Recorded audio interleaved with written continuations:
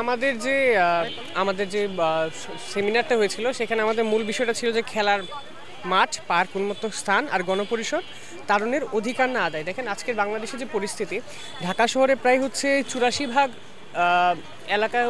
বলতে গেলে দখল, এবং আমাদের পর্যাপ্ত পরিমাণ মাঠ নাই। এবং আমরা যদি বলি 1995 থেকে 2023 সাল পর্যন্ত ঢাকার কেন্দ্রীয় নগর অঞ্চলের সবুজ ও ফাঁকা জায়গা 52.48 বর্গ কিলোমিটার থেকে হ্রাস পেয়ে 29.85 বর্গ কিলোমিটারতে নেমে এসেছে। এখন এরকম যে পরিস্থিতি, মানে আমাদের দেশের যে, আমরা ছোট্ট একটা দেশ, এই ছোট্ট একটা দেশে যে আমাদের এত ছোট একটা জায়গা, কিন্তু তার জায়গায় আমাদের এই জনসংখ্যা এত বেড়ে গেছে এবং পরিকল্পনার অভাবে আমাদের এখন যে মাঠগুলো আছে কিংবা উন্মুক্ত স্থান বা গণপরিসর যে বা পাবলিক স্পেসগুলো আছে সেগুলো দখল হয়ে যাচ্ছে। এবং সেটা নিয়ে যদি সচেতনতা করতে হয় আমাদের, সেক্ষেত্রে আমাদের এরকম জনসচেতনতার জন্য আজকে আমরা এখানে এসেছি। এখন আমরা যে বলতেছি যে এখানে আমাদের পরিবেশের এতটা আমাদের যে গাছপালাগুলো আছে এগুলো এতটা গুরুত্বপূর্ণ, আজকে আমাদের দাবিগুলো মূলত কি আজকে আমরা যে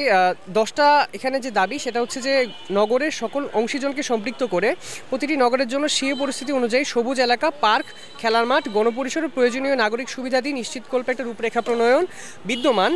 সবুজ এলাকা, পার্ক ও খেলার মাঠ সুরক্ষার পাশাপাশি তাদের সংখ্যা বৃদ্ধি ও আন্তঃসবুজ সংযোগ স্থাপনের প্রয়োজনীয় ব্যবস্থা গ্রহণ,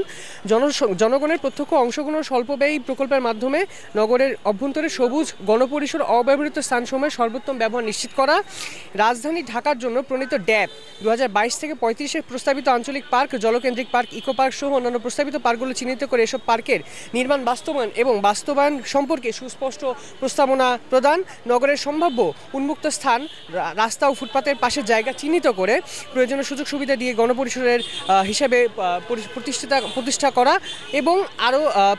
পথভ্রষ্ট উন্নয়নের নামে সিটি কর্পোরেশন এবং সড়ক ব্যবস্থাপনার সাথে সংশ্লিষ্ট সংস্থাগুলা কর্তৃক নির্বিচারে বৃক্ষ নিধন করা থেকে সম্পূর্ণ নিবৃত্ত করে সবুজায়ন নীতিমালার ভিত্তিতে সংরক্ষণ নিশ্চিত করে ভারসাম্যপূর্ণ এবং দেশজ বৃক্ষরোপণ ও লালনের কর্মসূচি কার্যকরার পাশাপাশি নগর বন সৃষ্টির ব্যাপক কর্মসূচি গ্রহণ। আরও দুটো আমাদের দাবি রয়েছে, যেটি হচ্ছে ইতিমধ্যে ঢাকা উত্তর সিটি কর্পোরেশনের পার্ক, খেলার মাঠে উন্মুক্ত স্থানসমূহের পরিচালনা রক্ষণাবেক্ষণ নির্দেশিকা 2021-এর যথাযথ বাস্তবায়ন। পরিশেষে যদি তিনটা বলতে চাই, যে সবুজ এলাকা, জলাশয় এবং গণপরিসর রক্ষার্থে ভূমি সম্পর্কিত দালিলিক বিষয়ে স্বচ্ছতা নিয়ে আসা এবং অনলাইন উন্মুক্তকরণ, পাবলিক ক্লাবে রূপান্তরিত খেলা মাঠগুলো থেকে ক্লাবগুলো অপসারণ করা এবং শহর জুড়ে বৃক্ষরোপণ, ছাদ বাগান তৈরি এবং সবুজ ভবন পদ্ধতির প্রসারে যথোপযুক্ত প্রদান। আপনারা দেখেছেন আমাদের ফার্মগেটে আনোয়ারা উদ্যান, যেটা দীর্ঘদিন ধরে ঢাকা মেট্রো রেল কর্তৃপক্ষ কর্তৃক দখল করা ছিল, দখল না বলতে তারা প্রয়োজনেই ব্যবহার করেছে, কিন্তু এখন আপনারা দেখতে পাচ্ছেন সে আনোয়ারা উদ্যানে প্রয়োজনীয় গাছ নেই এবং এখনও মেট্রো রেল এর সরঞ্জামাদি রয়েছে। এবং এই যে ঢাকা শহরের প্রধান জায়গা ফার্মগেট,